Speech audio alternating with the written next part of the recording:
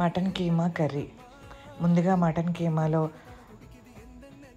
1/2 spoon పసుపు, 2 స్పూన్ల కారం,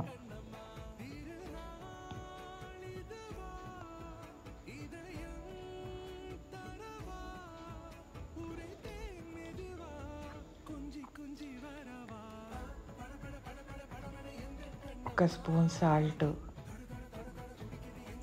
1/2 స్పూన్ ఆయిల్ వేసుకొని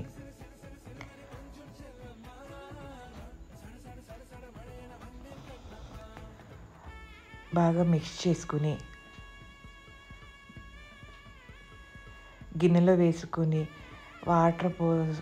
వాటర్ పోసి కుక్కర్లో ఉడికించాలి 8 విజిల్స్ వచ్చే వరకు. తరువాత ప్యాన్ పెట్టుకొని అందులో ఉల్లిపాయ ముక్కలు, పచ్చిమిరపకాయ ముక్కలు వేసి వేగిన తర్వాత ఉల్లిపాయ పేస్ట్ వేసుకుని వేయించాలి.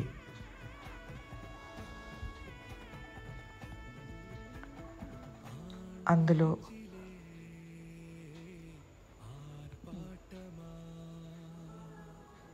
2 స్పూన్ల అల్లం వెల్లుల్లి పేస్ట్ వేసి బాగా వేగనివ్వాలి. వేగిన తర్వాత అందులో ఉడికించిన మటను వేసుకొని బాగా కలుపుకోవాలి. కలిపిన తర్వాత మటన్ ఉడికించిన వాటర్ కూడా వేసుకోవాలి.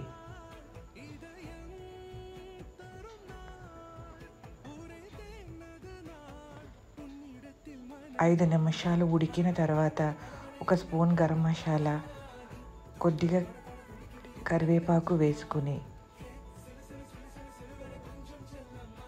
దగ్గర పడ్డగా దించుకోవాలి.